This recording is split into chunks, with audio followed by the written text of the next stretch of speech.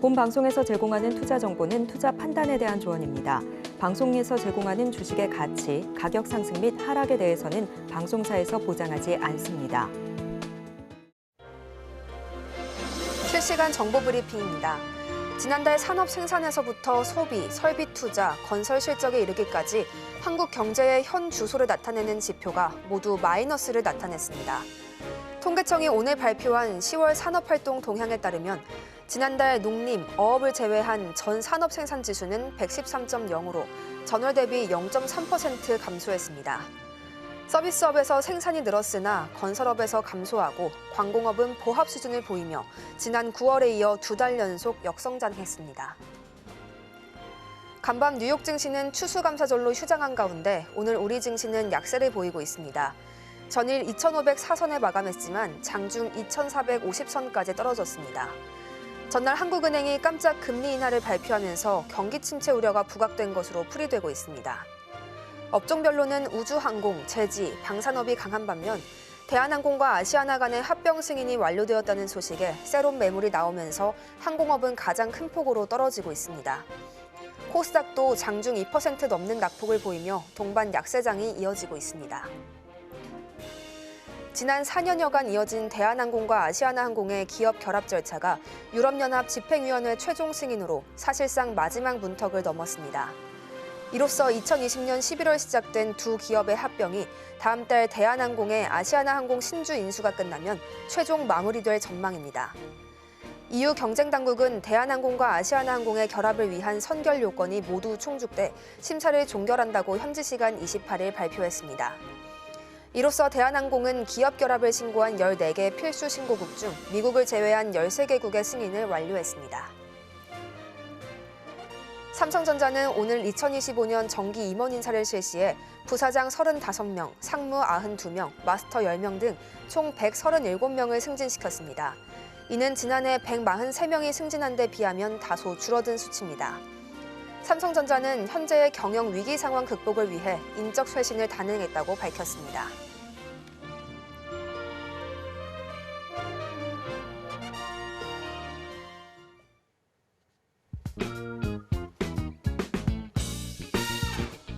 시장의 시그널을 짚어보고 수익을 만들어가는 시간. 안녕하세요. 마켓 시그널 온앤오프의 진행을 맡은 이채은입니다. 간밤 뉴욕 증시가 휴장하면서 오늘 우리 시장에도 거래 대금이 크게 들어오지는 않는 모습입니다. 특히 외국인들이 매매를 제한받아가는 모습까지 나오고 있는데요. 코스피는 2,500선을 오늘은 지켜내지 못하고 더 떨어진 모습이었습니다. 장중에 낙폭을 키워가고 있습니다. 수급 주체별로는 개인만이 나홀로 매수세에 이어가고 있습니다. 오늘은 위생용품 섹터가 이어지고 있는데요. 특히 강세를 보이는 이유가 요즘 어린이들 사이에 백일해 그리고 마이코플라스마 같은 호흡기 감염병이 유행을 하고 있다고 합니다. 여기에다가 코로나19 재유행까지 우려가 되면서 정부에서는 호흡기 감염병 대책반을 구성한다 이런 소식이 전해졌습니다. 그러면서 함께 오른 것으로 파악이 되고 있는데요. 이 외에도 히토류, 자율주행, 우주항공 섹터가 강세 보이고 있습니다. 여기에 대한 더 자세한 분석은 본 방송에서 확인해 주시면 좋겠습니다. 그 전에 전문가님과 우리 시장에 대한 이야기 더 나눠보겠습니다. 전문가님, 어제 한국은행이 금리를 인하했잖아요. 그러면서 시장의 우려가 되게 크게 들어온 것으로 보입니다. 지난 방송에서 코스피 더 떨어질 수 있다 이런 우려 보여주셨었는데 오늘이 그 시작인 건가요? 아니면 일시적인 투시 위축으로 봐도 괜찮을까요? 제가 봤을 때는 지금 계속해서 빠질 것 같아요. 지금 금리 인하하는 한국은행에서 이제 이창용 총재가 금리 인하를 이제 깜짝 발표를 했죠. 그러면서 이게 기준금리 과연 인하가 호재일까 악재일까라고 이제 개인 투자자분들은 호재가 아닐까라는 생각이 어제 들어오고 있고 오늘도 개인 매수세가 5천억 원대를 이제 넘어가면서 상당히 많이 나와주고 있거든요. 그런데 제가 봤을 때는 지금 위치에서는 정말 악재다라고 이제 말씀을 드릴 수 있을 것 같아요. 왜냐? 먼저 이제 지금 현재 국내 증시 코스피 지수가 빠지는 원인, 국내 증시에서 자금이 빠져나가는 원인을 살펴보게 되면요, 바로 외인들의 자금 이탈이 나와주고 있어요. 이 외인들의 자금 이탈 왜 벌어지느냐? 바로 근본적인 원인은 인플레이션이거든요. 인플레이션으로 인해서 인플레이션을 잡기 위해서 이제 연준에서 기준금리 인상을 단행을 했죠. 그러면서 지금 최근까지 한국은행에서 기준금리 0.25% 베이비컷을 하기 전에 벌써 이미 1.5% 역전이 되어 있는 상태였어요. 그런데 우리가 여기서 잘 생각을 해보자고요. 미국이 기준금리 세계 패권 1위, 국가 1위인 미국과 그리고 이 달러 기축통화, 세계의 기축통화인 달러를 사용하는 국가인 이 미국의 국가 신용도가 높을까요? 아니면 이제 막 선진국의 반열에 진입했다라고 이제 발표하는 이 우리나라의 국가 신용도가 높을까요? 당연히 미국이겠죠. 그렇기 때문에 이 미국과 한국의 그 환율 차이로 인해서 외인 자금이 환차손을 우려해서 빠져나가는 거예요. 그러면서 국내 지수의 하락이 나왔고 이 자금들이 코인 시장이나 다시 미국 시장으로 옮겨가면서 자산 시장의 이동이 나타났다는 얘기가 되겠죠. 그런 걸로 놓고 봤을 때 국내 증시 지금 한국은행 기준금리 인하 단기적으로 놓고 봤을 때는 이제 보통의 시장이었을 때는 호재예요. 왜냐? 시장의 자금을 투자 자금을 시장에다가 이제 돌리기 위해서 금리 인하를 하는 거잖아요. 그러면서 GDP 이 성장률 그리고 자금 조달 비용을 줄이면서 기업의 마진이 성장할 수가 있는 부분들이 분명히 있거든요. 그런 걸로 놓고 봤을 때는 호재인데 지금은 제가 말씀드렸던 이 인플레이션과 기준금리 이 차이, 미국과 한국의 기준금리 차이의 역전 현상으로 인해서 지금은 악재로 이제 판단할 수밖에 없다라고 이제 말씀을 드릴 수 있겠고요. 그나마 좀 뭐라고 말씀드려야 될지 모르겠지만 12월 달 금리 인하에 대한 미국 페드에서 12월에 기준금리 결정이 있는데 이게 만약에 미국에서 인하를 하게 됐을 경우에는 그래도 어느 정도 미리 선제적인 조치였다라고 할 수는 있겠지만 최근 들어서 지금 어제도 이제 제가 말씀드렸다시피 미국의 경제 지표들 연착륙을 향해서 가고 있다라는 지표들이 어느 정도 나왔어요. 그런데 제가 말씀드렸던 대로 정치적인 변수에 대한 리스크는 전혀 고려되지가 않았다라고 말씀드렸죠. 만약에 이 정치적인 리스크를 고려를 해서 12월 달에 미국에서 기준금리 인하를 하지 않는다면 국내 증시에는 상당한 압박으로 작용할 수가 있다라는 걸 좀 말씀을 드리고 싶고요. 그리고 그게 아니더라도 12월 달 이후에 이제 1월 20일이죠. 트럼프가 취임하고 나서 이때 중국과 멕시코에 대한 이 거점, 우리나라에도 이제 멕시코 생산 거점, 북미 수출을 위한 멕시코 거점들이 있거든요. 요게 멕시코산 그리고 중국산 추가 관세 이런 정책들이 얼마나 빠르게 진행이 되느냐에 따라서 이 정치적인 리스크가 부각이 되면서 이 환율, 인플레이션이 다시 반등을 할 수가 있거든요. 그렇기 때문에 이 인플레이션이 반등을 하면 미국의 기준금리는 인하 속도는 더 천천히 진행될 수밖에 없다는 거. 그렇기 때문에 천천히 진행된다면 원달러 환율 계속해서 상승을 하게 되는데 외환 보유고 지금 1월 달 기준으로 한 429억 달러인가? 그렇게 있어요. 그런데 4,290달러인가 그럴 거예요. 4,920억 달러인데 계속해서 빠져나가고 있어요. 4천억 달러에서. 4천억 달러 계속 빠져나가고 있는데 지금 환율이 또 변동이 나오게 되면 외환보유고 계속해서 줄어들 수 있거든요. 그런데 이 트럼프 임기가 미국의 대통령은 임기가 4년이죠. 이 장기적으로 계속해서 외환보유고가 이탈이 나올 수도 있다는 거. 그렇기 때문에 인플레이션, 이 고환율로 인한 외인들의 환차손을 우려한 이 외인들의 자금 이탈 저는 계속해서 나와줄 거라고 봐요. 그렇기 때문에 저는 이번 하락이 확실한 지금의 하락의 스타트다라고 좀 말씀을 드리고 싶어요.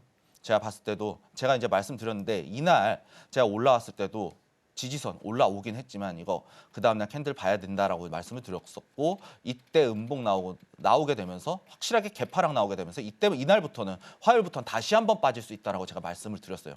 그러고 나서 어떻게 됐죠? 계속 빠졌어요. 우리는 분명히 제가 말씀드렸던 대로 이제 시장에 대응하셨다라고 하면은 현금화할 수 있는 시간 충분히 만들어낼 수 있었을 것이다라고 말씀을 드릴 수 있겠고요. 그리고 이제 제가 공략 나갔던 종목들 그래도 이제 수익이 좀 나오기 시작했어요. 그러면서 이제 수익률도 상당히 잘 나와주고 있었고 이 섹터 제가 말씀드렸던 대로 트럼프와 머스크 이쪽과 관련된 섹터들밖에 상승이 가능하다. 이 종목들 집중해서 공략해달라라고 말씀을 드렸는데 제가 말씀드린 대로 이쪽 관련해서 섹터들만 나왔었죠. 그리고 뭐 우크라이나 재건이나 남북 경협주, 이제 대북주라고 불리는 이 남북 경협 같은 경우에도 저는 이거 빠질 거다. 단기적인 변동성에만 대응해 달라라고 이제 정말 신신당부를 드렸거든요.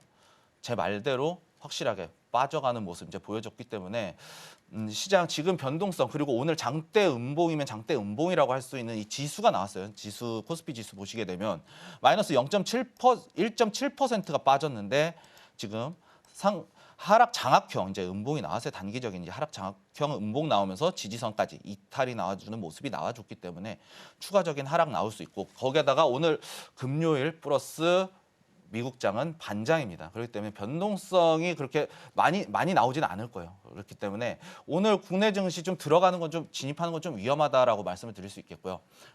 앞으로 변동성, 그 주말 동안에 어떠한 이슈가 또 나오게 될 거거든요. 이런 변동성들을 좀 유의하면서 좀 오늘은 관망하는 자세로 좀 대응하는 것이 좋지 않을까라고 말씀을 드리도록 하겠습니다. 고환율로 인해서 당분간 코스피의 하락세가 계속 이어질 수밖에 없을 것이다라는 안타까운 전망까지 내주셨습니다. 12월에 발표될 미국의 기준금리 이야기까지 우리가 좀 더 유심히 살펴볼 필요 있겠는데요. 조금은 관망적인 시각 가지고 대응해 주시길 바라겠다라는 이야기까지 전해주셨습니다. 저희는 이어서 상승 섹터 분석 전해드립니다.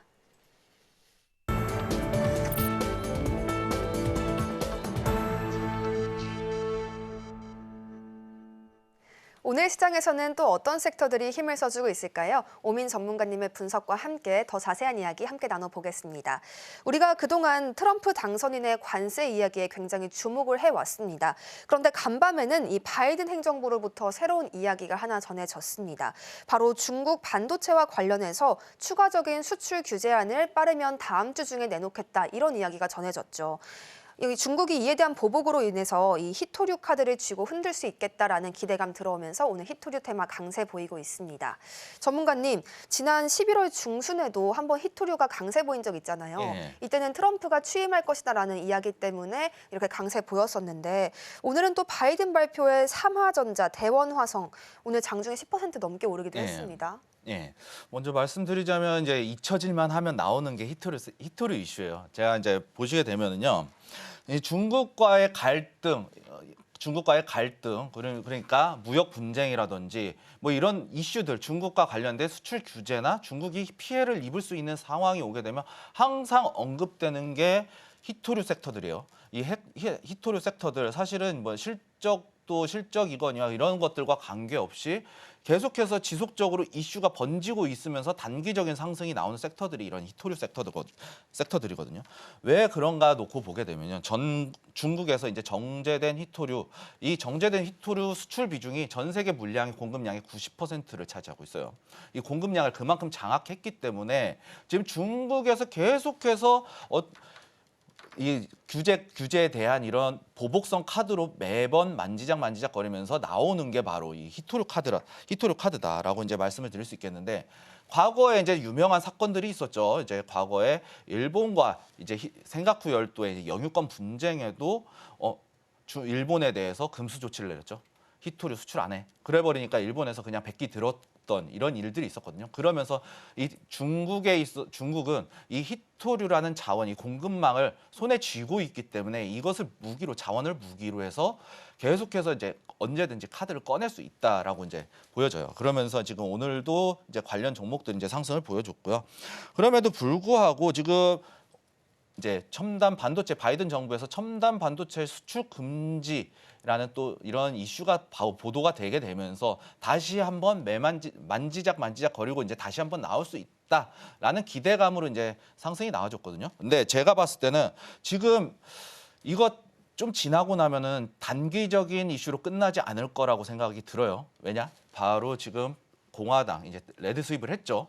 상원, 하원, 백악관까지 모두 다 공화당이기 때문에 이 트럼프 2기 행정부, 트럼프 2.0이라고 하는데 2기 행정부의 대중국 수출 규제라든가 관세 규제라든가 보호무역에 있어서 더욱더 강화될 것이라고 봐요. 그런 걸로 놓고 봤을 때 중국의 히토류 규제 또한 충분히 강하게 나올 수는 있어요. 그렇기 때문에 장기적으로 중기적으로는 좀 볼 수 있을 것 같아요. 장기적으로 보게 되면 미국에서도 히토류가 생산이 되기 때문에 이 미국에서 히토류 공급망을 이제 자국에서 소비할 수 있는 공급망을 만들기 전까지는 이 히토류 문제가 계속해서 한 번씩 탁탁 튀어나올 것 같다. 그러면서 계속해서 이제 쭉 꾸준한 상승은 아니지만 계속해서 우상향이 나올 수 있는 상황이 좀 볼 수 있을 것 같아요. 그러면서 이제 관련 종목들을 좀 살펴보도록 할게요. 티플렉스 같은 경우에도 오늘 지금 갭 띄우면서 12.3%까지 이제 고가 기준으로 이제 쭉 올라왔었는데 오늘 지금 상승분 대부분 반납했죠. 그런데 여기서 잘 보셔야 돼요. 하락 추세를 끝냈어요. 여기서 나오는 하락 추세 끝냈죠. 하락 추세를 끝내놓고 지금 우상향 추세를 만들어내고 있어요. 그럼에도 불구하고 지금 올라갔다 내려갔다 하면서 우상향 추세를 만들어내고 있는데 지금 거래량도 어느 정도 실려주면서 시장에서 이제 매물 교체가 되고 있다라고 보시면 돼요. 윗꼬리와 몸통 상단을 한번 체크를 해보도록 할게요. 이 가격 라인을 체크를 해보게 되면은 정확하게 또 이 매물대에 맞닿아 있어요. 매물대에 맞닿아 있기 때문에 지금 여기서는 앞전에 여기 박스권, 이전의 박스권이죠. 이전의 박스권 매물대에 이제 물려있던 물량들을 소화해내는 과정이다라고 이제 보여질 수 있겠고요. 그렇기 때문에 지금 바로 공략하다기보다는 충분히 또 눌렸을 때 우상향 나오고 있죠. 이렇게 바닥권에서 저점이 상승을 하고 있는 흐름이 만들어지기 때문에 저는 이거 충분히 눌렸을 때 진입하는 쪽으로 대응하는 것이 좋겠다라고 말씀을 드릴 수 있을 것 같고요. 뭐 유니온도 마찬가지예요. 유니온도 마찬가지고 지금 여기서도 우상향 추세 만들어지고 있고 전고점 매물대까지 다시 한번 터치를 해주고 있거든요.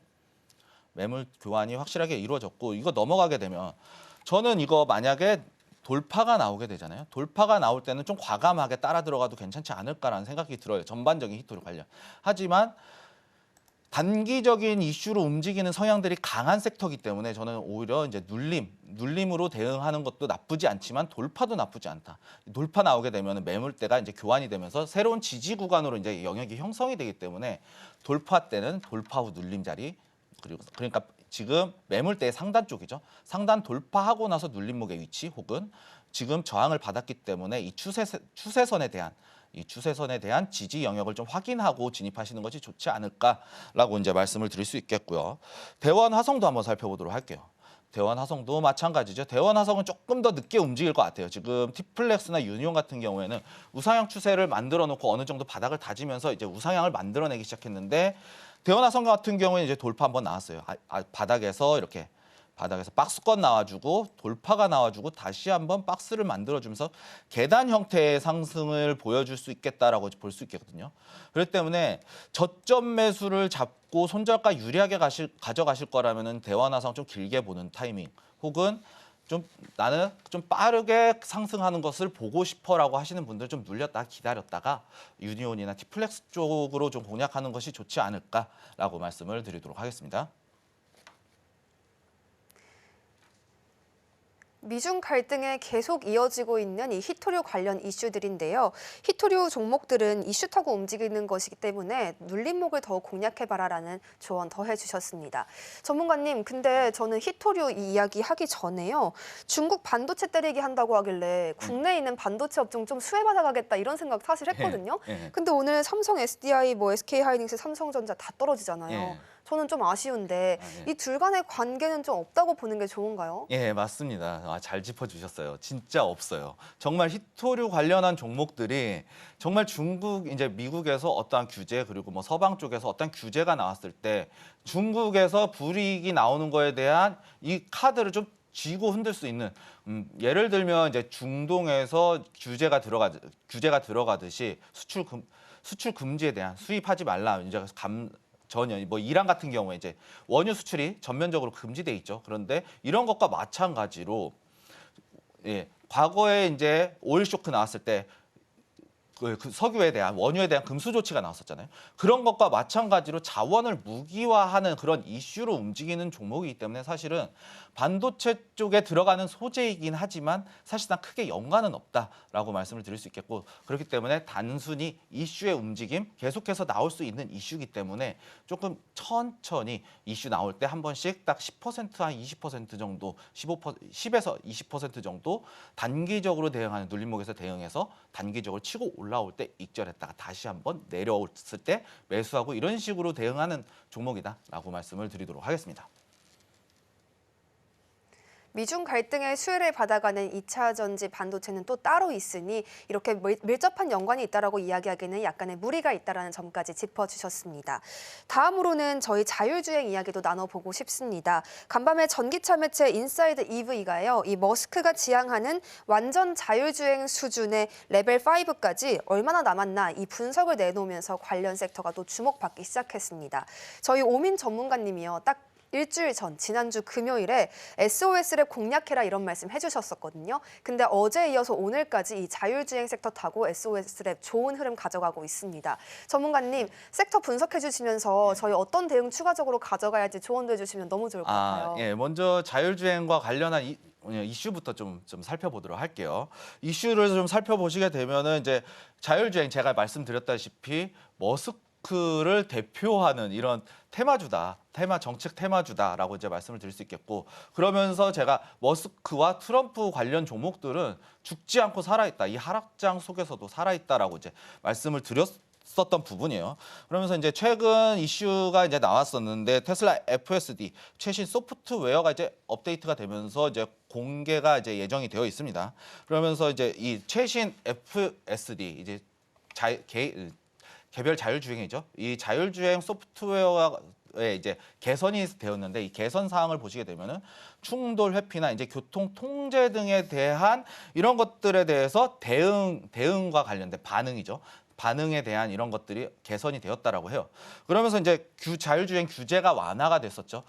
자율주행 규제 완화가 됐을 때 그때쯤이었어요. 그러면서 제가 이제 이 SOS랩을 공략해라라고 이제 공략주로 내놓았었죠. 그러면서 공개를 했었는데 상승세는 잘 나와줬어요. 그러면서 이제 추가 이제 이슈로 다시 한번 돌아와 보게 되면요, 자율주행 규제가 완화되면서 테슬라의 이 FSD가 상용화 빨라질 것일 수 있다라는 기대감, 그리고 이 FSD가 상용화가 빨라졌을 때는 테슬라에서 차기 사업으로 영위하고 있는 이 로보택시 사이버캡이죠. 사이버캡 2026년도에 연 200만 대, 지금 테슬라가 생산할 수 있는 거의 최대의 생산량을 로보택시를 이 사이버캡을 생산하겠다고 했어요. 그렇기 때문에 이 테슬라와 관련돼서 얼마든지 FSD에 대한 기대감 충분히 나올 수 있고, 거기에 따른 이 FSD가 상용화됐으면 출시가 됐을 경우에 로보택시의 출시일도 엄청나게 빨라질 수 있기 때문에 이거에 대한 기대감으로 상승할 수 있겠다라고 이제 말씀을 드릴 수 있겠고요. 그리고 다만 이제 여기서 좀 주의해야 될 점이 있어요. 이 핵심 이제 장비죠. 이 광원을 이용한 이 라이다 장비인데, 이 라이다 장비가 처음에 나왔을 때는 엄청나게 비싸게 거래가 됐었어요. 그런데 지금 계속해서 본격적인 생산 경쟁에 돌입을 하면서 이 단가가 낮아지고 있거든요. 하지만 아직까지는 한 500불 정도 선에서 지금 거래가 되고 있어요, 장비당. 그런데 지금 계속해서 양산 체제에 돌입하면서 규모의 경제라고 하죠. 이 생산량이 늘어나고 이 규모가 커질수록 내 기업이 좀 저가에 팔아도 마진율이 높아지기 때문에 가격이 다운되는 효과를 얻을 수가 있다는 거거든요.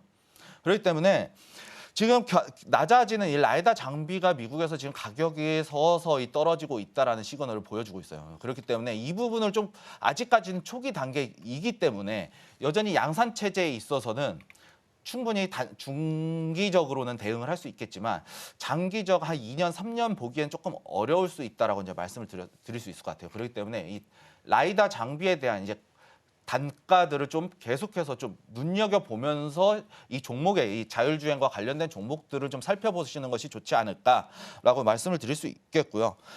제가 이제 지난주 금요일에 공략했던 SOS랩부터 살펴보도록 할게요. SOS랩 제가 이제 지난주 금요일이 바로 22일이었죠. 22일 여기서 돌파 나왔죠. 제가 어떤 관점에서 차트적으로 어떤 관점에서 대응해야 되냐라고 말씀을 드렸냐면요, 돌파가 나왔어요. 돌파 나오고 그 다음날 갭 떴네, 이슈 살아있고 여기서 박스 치고 있는 패턴이라고 그랬죠. 그런데 이 패턴 위치를 한번 살펴볼게요.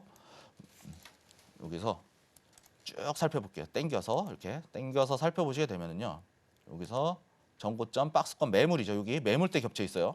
그리고 매물대 겹쳐 있어요. 그리고 요 근처 그쪽까지 충분히 상승할 수 있겠다라고 제가 이제 말씀을 드렸었어요. 목표가 1차 목표가 1,300원 이 부분까지 충분히 올라올 수 있겠다라고 이제 말씀을 드렸고 오늘 목표가 달성을 하고 지금 도지 형태의 음봉이 나와주고 있죠.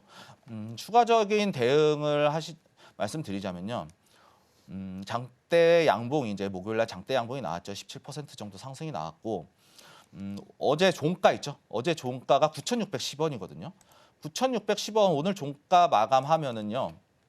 이거 이탈하지 않고 9,610원에 대한 위치를 좀 잘 살펴봐야 될 것 같아요. 그리고 오늘 만약에 지금 이 위치 깨지 않고 도지 형태로 나와주게 되면 다음 주 월요일 캔들을 확실하게 살펴야 돼요. 여기서 익절을 할지 추가적으로 홀딩을 할지가 결정이 되거든요. 여기서 만약에 월요일 날 양봉이 나오잖아요. 양봉으로 마감이 되면 저는 추가적인 상승 다시 한번 또 노릴 수 있겠다. 전고점 다시 한번 2차 목표가까지 충분히 노려볼 수 있는 위치다라고 이제 말씀을 드릴 수 있겠는데 만약에 이제 월요일 날 혹은 오늘 종가에 9,610원을 이탈하게 되면은요. 여기서 박스 칠 수 있다라고 봐요. 좀 밑으로 내려와서.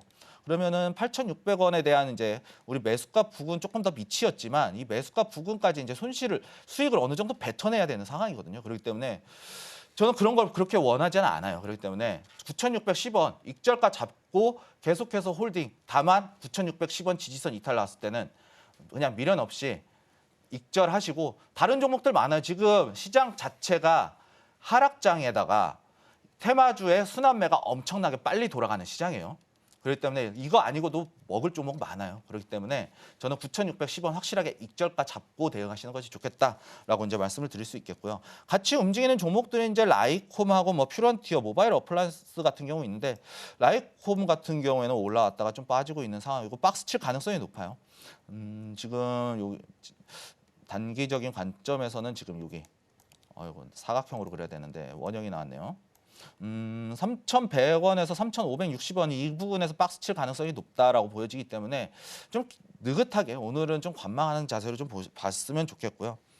퓨런티어도 자율주행 관련해서 좀 강하게 나왔던 움직임이 강하게 나왔던 종목이거든요. 그런데 지금 상승 나와줬다가 돌파제 엘리어트 여기서 이제 엘리어트 1파 나왔다고 보시면 돼요. 이 파동 자체가 엘리어트 1파인데 저는 이걸 만약에 공략하게 됐을 때는 여기 22,500원. 이 부분 지지 영역 나오고 양봉 하나 나오면은 지지받는 양봉 하나 나오고 거래량 조금 실려주면은 저는 이거 바닥 다졌다라고 생각을 할 수가 있을 것 같아요. 하지만 지금은 아직은 좀 들어갈 때가 아니다라고 이제 말씀을 드릴 수 있겠고 전반적으로 시장을 좋지 못해요. 제가 이제 하락장 말씀드렸기 때문에 이 정도 대응은 좀 하실 줄 아셔야 된다라고 좀 말씀드릴 수 있을 것 같고요.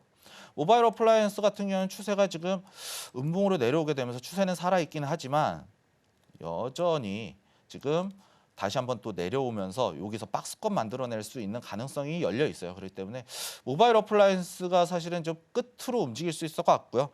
제가 봤을 때는 SOS랩 제가 공략했었던 SOS랩 이 위주로 공략을 하시는 게 좋겠다라고 말씀을 드리도록 하겠고요. 익절 라인 반드시 지켜주면서 대응을 해주셨으면 당부의 말씀 드리도록 하겠습니다. 지난번 전문가님께서 공략해 주셨던 SOS랩 함께 투자하시면서 수익 보신 분들은 정말 축하드리겠습니다. 앞으로 추가적인 대응 전략까지 오늘 함께 가져가셨길 바라겠습니다. 전문가님과 추가적으로 나눠보고 싶은 이야기가 있습니다. 바로 대동 관련 소식인데요. 오늘 이런 이야기 전해졌어요. 대동에서 이 정부 과제를 수주해서 자율주행 4단계의 트랙터를 양산하기 위한 개발 단계에 착수했다라는 소식이 있었는데요. 전문가님, 이 대동 물론 우크라이나 재건 이슈랑 더 밀접한 거 알고 있습니다. 그렇지만 이 트랙터 관련해서 농기계 자율주행의 선두주자로 이 자율주행 관련주 올라탈 수는 혹시 없을까요? 저는 가능성 희박하다고 봅니다. 가능성 희박하다고 보고요. 그리고 이제 농기계 같은 경우 우크라이나 지금 농업 국가 쪽에 수출을 하면서 좀 자율주행이라고 하더라도 지금 이제 테슬라가 영위하거나 이제 현대차가 추구하는 자율주행의 성격이 완벽하게 달라요. 그렇기 때문에 대동 같은 경우에는 저는 우크라이나 재건이나 멕시코 이제 불법 노동자가 추방이 됐을 때 이 자리를 좀 대체해서 들어갈 수 있는 것이 바로 이 대동의 이제 농기구 산업이다라고 이제 말씀을 드릴 수 있을 것 같고요. 우크라이나 재건이 아니더라도 이 농업 같은 경우에 우크라이나하고 정말 밀접하게 연관이 되어 있기 때문에 사실은 별개로 봐야 된다. 농업 섹터와 일반 도로의 자율주행하고는 전혀 다른 성격이다라고 이제 말씀을 드릴 수 있을 것 같고요. 대동도 한번 살펴볼게요.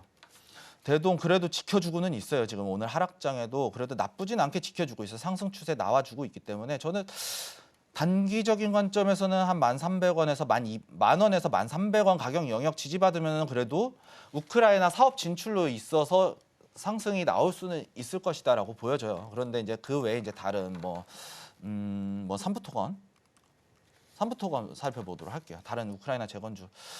저는 이거 반등 왜 나온지는 모르겠어요. 사실은. 네. 이런 종목들을 조심해야 된다. 오히려 건설과 관련된 종목, 우크라이나 재건 좀 조심해야 된다. 그리고 제가 말씀드렸던 위치에서보다는 확실하게 빠져주면서 하락 추세, 단기적인 하락 추세 나와주고 있거든요.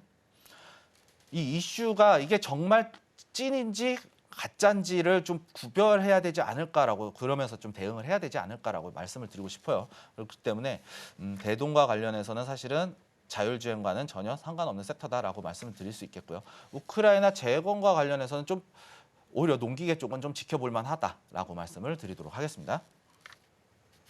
우크라이나 특사가 우리 정부에 무기 지원을 요청했다는 소식 전해지면서 오늘 방산 섹터가 강세를 보이기도 했었죠. 우크라이나 관련주인 이 대동은 오늘 떨어지는 모습 보이고는 있지만 그래도 앞으로 우크라 재건 관련해서 이 농기계 쪽은 조금 더 집중해봐도 괜찮다라는 조언까지 전해주셨습니다. 관련 내용 화면으로 한 번 더 정리해드리겠습니다.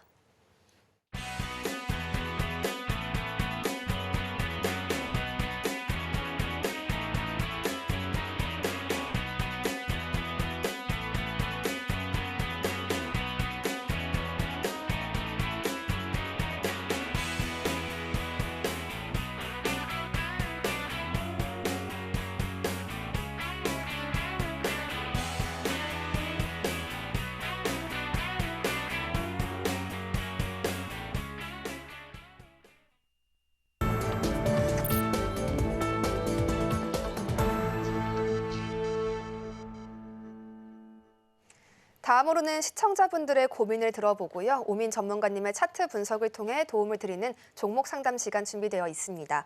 상담이 필요한 분들께서는 문자 샵 0082번으로 종목명, 매수가, 그리고 보유 비중까지 함께 보내주시면 됩니다. 또 서울경제TV 유튜브 채널을 통해서 채팅창까지 많은 활용을 부탁드리겠습니다. 첫 번째로 상담해볼 종목은요. 깨끗한 나라입니다. 오늘 장대 양봉 그려주면서 큰 폭의 상승 보여주고 있는데요. 2,810원에 매수하셨고 20%의 보유 비중 가져가고 계십니다. 이 깨끗한 나라 오늘 30% 가까운 상승입니다. 굉장히 크게 상승하고 있는 요인 무엇인가 살펴봤더니 이 한국 산업 주요 기업 평가 기념식에서 생활 분야의 주요 기업으로 선정되었다는 호재가 들어왔습니다. 전문가님, 이 깨끗한 나라 아직 수익권에는 들어가지 못하신 모습이에요. 그래도 오늘 크게 올라줘서 좀 기쁘실 것 같은데 네. 언제쯤에 수익 볼 수 있을까요? 수익 보려면 아직은 조금 걸리지 않을까 좀 생각이 들어요. 지금 보시게 되면요. 차트 한번 추세선 한번 그어볼게요. 보시게 되면은요. 차트상으로 보시게 되면 고점 이제 큰 파동들을 한번 연결해 봤어요. 연결해 봤는데 지금 이 위치 올라오긴 했으나 이 하락 추세선을 완벽하게 장악해내지 못했어요. 그리고 나서 지금 역배열이 확산되고 있는 상황에서 단기적인 이슈로 오늘 이렇게 치고 올라왔거든요. 그렇다라는 것은 지금 추세를 돌릴 가능성도 있어요. 하지만 전반적으로 완벽한 하락 추세 큰 흐름에서 이 하락 추세를 완벽하게 깨지 못하고 추세를 돌릴 수 있는 위치까지 도달하지는 못했다라고 말씀을 드리고 싶어요. 그렇기 때문에 저는 오히려 지금 일단 올라오긴 했고 내일 아마 갭도 뜰 거예요. 갭 뜨고 연상 나와주면 이제 가능한 위치 정도는 나올 것 같아요. 그런데 2,510원이니까 내일 월요일 한 10% 정도 추가 상승이 나와준다면 저는 지금 매물대 부근에 올라왔기 때문에 저는 이거 매수가 근접하게 올라왔을 때 대략 2,700원 정도 만약에 올라오게 되면 2,700원 부근에서 저는 전량 정리해 주시는 게 맞다라고 말씀을 드릴 수 있을 것 같아요. 다만 여기서 장대 양봉으로 나와주게 됐을 경우에는 추가적인 상승까지 노려보고 매수가까지 노려보는 방법도 가능하지만 저는 지금 대응을 좀 말씀을 드리자면요. 오히려 지금 241선 저항 영역은 이미 갭으로 뛰어넘었기 때문에 오늘 시가 2,320원 2,320원 이 라인 이탈 안 나오면은 그냥 홀딩으로 진행해 주셨으면 좋겠고요. 만약에 이 위치가 깨진다, 그럼 다시 한번 내려올 수 있어요. 그렇기 때문에 이 흐름, 이 2,320원에 대한 영역을 좀 지지 여부를 확인하면서 대응하시는 게 좋지 않을까라고 말씀드릴 수 있겠고요. 그리고 2,700원쯤 올라오게 되면은 그쯤부터는 슬슬 비중을 줄여가면서 어느 정도 손실 좀 줄어들었을 때 정리해 주시는 게 맞지 않을까? 그리고 다른 종목으로 교체하는 쪽이 맞지 않을까라고 말씀을 드리고 싶어요. 그렇기 때문에 트럼프 그리고 머스크 관련주들은 계속해서 순환매 돌고 있죠. 그렇기 때문에 이런 쪽 위주의 종목으로 좀 공략을 해 나간다면은 만약에 2,700원 부근에서 손실이 나더라도 머스크 트럼프 쪽에 계속해서 순환매 나오고 있기 때문에 이 금액은 현금화한 금액으로 이쪽 종목을 공략해 나간다면 충분히 수익권으로 다시 한번 돌려나갈 수 있지 않을까라고 말씀을 드리도록 하겠습니다. 깨끗한 나라는 매수가에 근접했을 때 전량 정리해 주시라라는 조언까지 더해 주셨는데요. 깨끗한 나라 관련한 이슈 한 가지 더 살펴드리면 이 중국에서 비위생적인 위생용품이 유통되었다라는 품질 논란까지 더해지면서 그 반사수에 받아가는 것으로도 파악이 됩니다. 다음 주 월요일에 어떤 흐름 가져갈지까지 조금 더 주목해 주셔도 좋겠습니다. 다음으로는 피델릭스 함께 보시겠습니다. 1,650원에 매수하셨고요. 보유 비중 30% 가져가고 계십니다. 반도체 설계 기업인데 이 반도체 설계 기업 중에서도 미중 갈등의 대표적인 수혜주로도 주목받고 있습니다. 전문가님, 지금 바닥 찍고 반등하나 하는 싶은 생각 들거든요. 정고점까지라도 갔으면 그래도 수익 보실 수 있을 텐데 갈 수 있을까요? 예, 이거 제가 노리고 있는 종목이에요. 정말요? 예, 제가 노리고 있는 종목이고요. 네. 이거 피델릭스 그냥 정말 그냥 간략하게만 말씀드릴게요. 이거 그냥 들고 가시면 돼요. 들고 가시면 되고요. 지금 이제 추가적으로 이제 차트 분석을 해보자면요, 상승 추세 만들어내고 있죠. 그리고 나서 여기서 전고점 한번 위치를 한번 찍어볼게요. 1,800원 부근이거든요. 1,780원, 1,800원 영역인데 지금 이 위치에서 지금 전고점 매물을 소화를 시키고 있죠. 이렇게. 그런데 거래량 나와주면서 매물대가 요 가격대에 대한 매물대가 교환이 되고 있어요. 그럼 여기서 나갔던 요 앞전에 물려있던 물량들은 벌써 본정가에서 정리가 들어갔고 지금 최근에 반등 나온 위치에서 신규 매수세가 유입이 되면서 매물이 교환이 된 거거든요. 그러면서 지금 다시 한번 눌렸다가 올라오고 있는 상황이기 때문에 저는 피델릭스 계속해서 올라오게 되면 1,650원 오게 되면, 다만 이제 비중이 조금 문제가 되는데 1,650원까지 올라왔을 때는 매수가에서 비중 20%까지만 맞춰주세요. 20%까지만 맞춰주시고요. 쭉 홀딩하시면 돼요. 그리고 나서 위에 1,800원 영역까지 충분히 노려볼 수 있는 종목이니까요. 너무 걱정하시지 마시고 그냥 홀딩하시는 게 좋지 않을까. 저도 노리고 있는 종목이기 때문에 차트 정말 좋아요. 그렇기 때문에 너무 걱정하지 마시고 그냥 쭉 기다리시면 매수가 이상 올 것이다 라고 말씀을 드리도록 하겠습니다. 아직 완전한 상승 추세로 보기는 어렵지만 그래도 계속해서 좋은 흐름 가져갈 수 있는 종목일 거다라는 조언까지 더해주셨습니다. 다만 보유 비중은 조금 줄여가시길 권고해 드립니다. 다음으로는 이스트소프트 함께 보시죠. 28,500원에 매수하셨고요. 보유 비중 40% 가져가고 계십니다. 이스트소프트 오늘 새로운 이슈 하나 있었습니다. 12월 중에 이 웹 기반의 AI 검색 엔진 서비스를 공개하겠다라고 밝히면서 오늘부터 사전 예약을 시작한다고 했습니다. 전문가님, 오늘 이 이스트소프트 굉장히 많이 올랐거든요.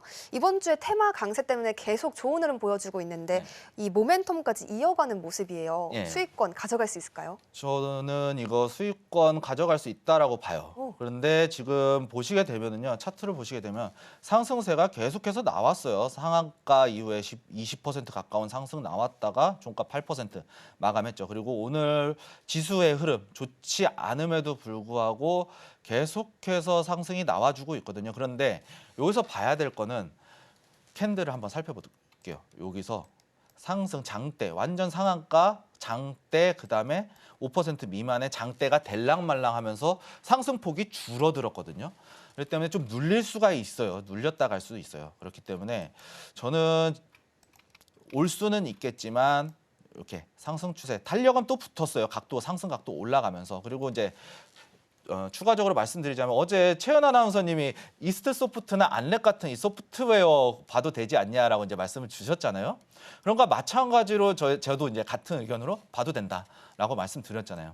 그렇기 때문에 이 종목 그렇게 뭐 걱정할 종목은 아니고요. 그리고 지금 이동평균선의 배열 놓고 보더라도 역배열에서 정배열로 만들면서 이격도 정배열의 확산을 만들어주고 있어요. 그렇기 때문에 이 확산이 만들어지고 올선 이제 정배열 나왔기 때문에 약간 이제 이동평균선, 장기 이동평균선 이렇게 따라올 거거든요. 이런 식으로 이렇게 이 추세를 타고 따라오게 될 거거든요. 이렇게. 그렇기 때문에 조금 이제 눌렸다가 움직일 수는 있겠지만 매수가 충분히 올 수 있겠다라고 이제 말씀을 드릴 수 있겠고요. 다만 비중이 또 40%니까 너무 높아요. 그렇기 때문에 28,500원의 부근까지 28,000원 부근이 오게 된다라면은 비중 절반 정도 줄여 주시고요. 그리고 바로 가지는 못할 거예요. 주가는 파동을 그리면서 움직이기 때문에 만약에 상한가 나오면서 장대 양봉이 나왔다. 부근에서 매수가 부근에서 장대 양봉 나왔으면 홀딩 하셔도 돼요. 그냥 비중 줄이지 않고. 그런데 다만 이제 여기서 정고점 28,000원에서 8,500원 사이에서 짧은 양봉이나 음봉이 만들어지게 되잖아요. 이렇게 짧게 여기서 잘 안 보이네요. 짧게 만들어지면은요. 이 자리에서는 어느 정도 비중 절반 정도 날려주시고 눌릴 거를 대비해서 하단에서 다시 한번 매수해서 평단가 낮춘 다음에 정고점에서 다시 한번 매도 한번 1차 매도 들어가고 그다음에 추가적인 상승 다시 한번 노리면서 2차 매도 선까지 한번 추가적으로 보시는 게 좋지 않을까라고 말씀을 드리도록 하겠습니다. 추가적인 상승 무조건 노려볼 수 있으니까요. 이스트 소프트 다만 보유 비중만 조금 더 줄여가면서 대응해 주시길 바란다. 이런 말씀 주셨습니다. 다음으로는 NC 소프트 함께 보시겠습니다. 38만 2천 원에 매수하셨고요. 보유 비중 20% 가져가고 계시는데요. 저희가 지난 방송에서는 NFT 관련 종목으로 또 소개를 드렸었는데 오늘은 신제품 실적 관련해서 이렇게 이슈 올라와 있습니다. 전이 오브 모나크라는 제품 사전 예약자가 800만 명을 돌파했다라는 소식 오늘 전해졌습니다. 전문가님, NC소프트 지난번에 중국향 매출 주목해도 괜찮을 것이다 이런 언급 주셨었잖아요. 그러면 중국 경기 회복에 더해서 개별 이슈까지 완전 고공행진할 수 있는지 차트도 그렇게 이야기해 주나요? 일단은 차트상으로는 둥근 바닥형 형태에서 상승 추세를 만들어내고 있어요. 그런데 우리가 좀 살펴봐야 될 게 게임주 같은 경우에는 신규 기대감으로 쫙 올랐다가 갑자기 빠지는 경우가 생기거든요. 그렇기 때문에 이 빠지는 것을 좀 조심을 해야 되지 않나. 그리고 이제 어떠한 이제 게임 같은 경우에는 클로즈 베타, 오픈 베타, 뭐 사전 예약 받으면서 이런 이슈들로 인해서 이용자 수가 급증을 하는 경향이 있을 때 이때 매출이 상승할 것이다라는 이제 좀 풍선같이 부풀어 오르는 경우가 생겨요. 그런데 게임을 하다 보면 점점 질려가는 유저들이 또 생기거든요. 그러면서 이제 이용자 수가 급감을 하는 형태, 쭉 올라갔다가 빠지는 형태가 나와줘요. 그러면서 매출이 서서히 감소하는 효과가 나타나주고 있거든요. 그런데 이 NC소프트 이 이슈를 좀 보시게 되면은 흔히 말하는 이제 뭐 게임하는 이제 리니지 대표적으로 리니지가 있겠죠. 이 리니지에 있어서 사회적인 이슈, 뭐 가차 확률이라든가 이런 천장 없이 그냥 계속해서 과금하게 만드는 요소들이 상당히 강해요. 그러면서 지금 이러한 이슈들, 이 NC소프트에서 만드는 이런 게임들이 지금 NC형 과금이 사회적으로 좀 이슈가 되고 있거든요. 그러면서 최근에 이제 넥슨에서 메이플 스토리라는 이런 게임에 있어서 이제 소송을 걸었거든요. 예, 아이템 환율, 가차라고 하는 이제 랜덤 뽑기 같은 거예요. 이 랜덤 뽑기에 이제 확률 조작이 들어갔다 그러면서 법원에 소송을 걸었는데 배상 판결이 나왔어요. 이게 하나의 판례이기 때문에 추가적으로 NC소프트도 좀 제 이제 개인적인 좀 과장한 좀 지나친 생각일 수도 있겠지만 이러한 소송들도 나오게 되면 NC소프트 매출에 또 타격이 있을 수 있거든요. 그만큼 그동안 많이 가져왔고 NC소프트 확률 조작 이슈도 충분히 있었어요. 그렇기 때문에 이런 것들 조금 좀 주의하면서 대응해야 되지 않을까라고 이제 말씀을 드릴 수 있겠고 차트적으로 확실하게 돌리긴 돌렸어요. 그런데 지금 위에서 고점 이 지금 캔들 도지 형태 만들어주고 있죠. 이 위치를 한번 살펴보도록 할게요.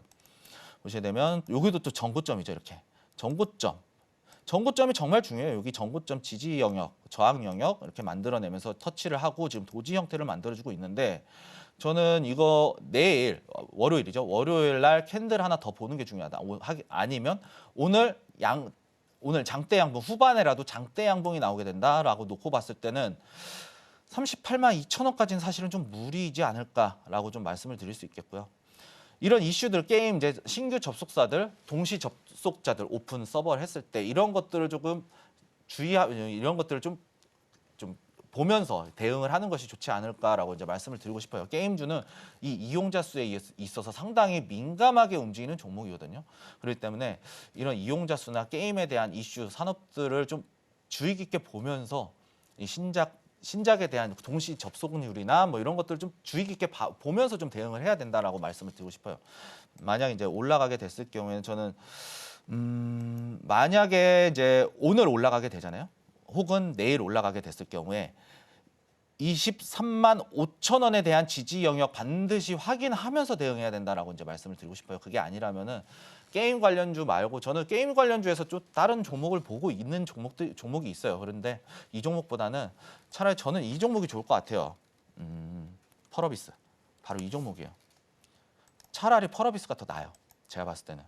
제가 게임 정말 좋아하는 사람 중에 하나인데 제가 봤을 때 펄어비스 지금 붉은 사막이라는 이제 지스타에서 이제 공개가 됐는데 정말 기대감이 높더라고요. 저도 사실은 이제 시간 나면 좀 하고 싶을 정도로 이제 그런 게임인데 여기서 추세를 좀 보시게 되면은 삼각수렴 형태에서 만들어지고 있어요. 지금 오히려 이 펄어비스 가격 지금 제가 봤을 때는 이 펄어비스 같은 경우에는 손절가 35,000원 잡고 37,000원 영역까지 좀 내려왔을 때 눌림목에서 잡아 들어가면서 전고점 47,000원까지 한번 노려보는 게 더 좋지 않을까라고 말씀을 드리도록 하겠습니다. 접속량이 중요한 게임 산업에서는요. 앞으로의 접속량 어떨지까지 함께 보시는 것이 좋겠고요. 지지 영역 23만 5천 원 NC소프트 관련해서 제시해 주셨습니다. 추가로 펄어비스라는 종목까지 함께 관심 가져주셔도 괜찮겠습니다. 이어서 오민 전문가님의 공략주 바로 전해드립니다.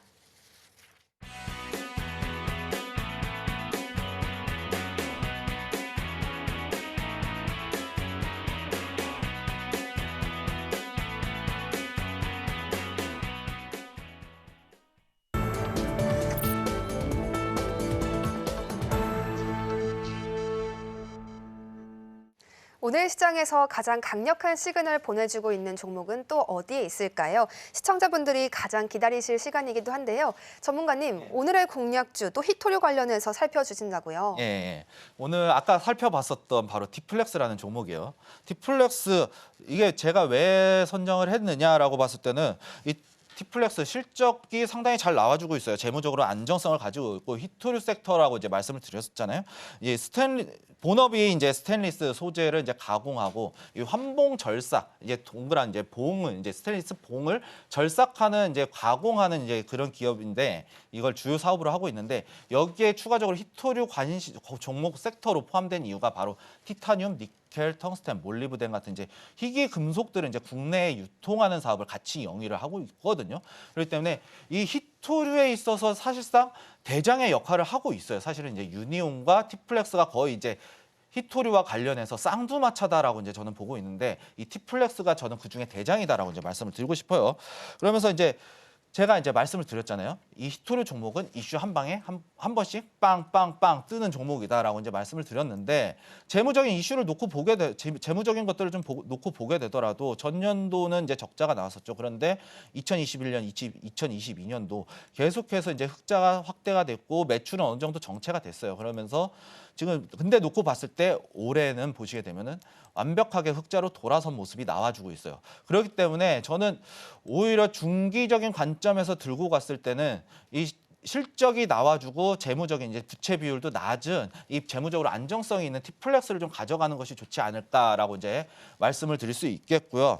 그리고 티플렉스 같은 경우는 이제 아까 말씀드렸던 대로 트럼프 2기 행정부 이 관세 정책에 따른 히토류 카드가 계속해서 이슈가 계속해서 나올 거거든요. 그렇기 때문에 이런 히토류 이슈 분명히 기대할 수 있는 섹터다라고 이제 다시 한번 말씀드리도록 하겠고요.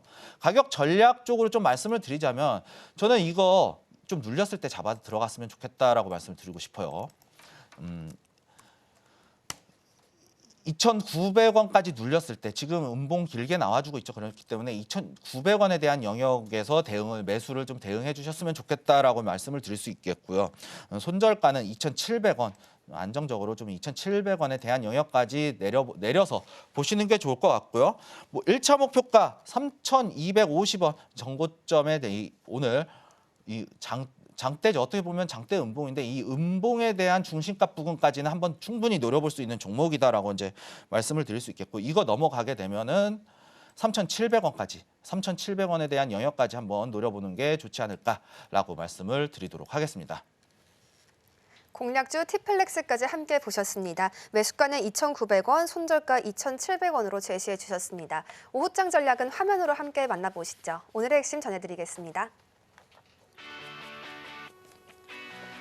오늘장 테마 섹터는 히토류와 자율주행입니다. 오늘장의 공략주는 티플렉스였습니다. 오후장에는 예상했던 하락장이니만큼 이 주말간의 변동성을 고려해서 조금은 관망하며 대응할 것을 추천드렸습니다. 오늘 저희가 준비한 내용은 여기까지입니다. 저희 방송과 함께 오후에도 계속해서 성공투자 이어가셨으면 좋겠습니다. 본 방송에서 제공하는 정보는 투자 판단에 대한 조언일 뿐 가치 판단과 종목의 상승 하락을 보장하지는 않습니다. 또 서울경제TV는 자본시장법을 준수하며 1:1 투자 상담, 유사 수신 행위는 엄중히 금지하고 있습니다. 서울경제TV와 서울경제신문은 당사의 브랜드입니다. 기타 유사 명칭에 유의하시길 바라겠습니다. 저희는 다음 주 월요일 같은 시간에 또다시 찾아뵙겠습니다. 시청해주신 여러분 고맙습니다.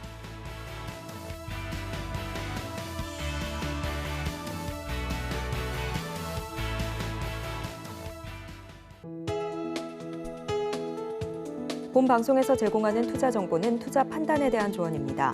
방송에서 제공하는 주식의 가치, 가격 상승 및 하락에 대해서는 방송사에서 보장하지 않습니다.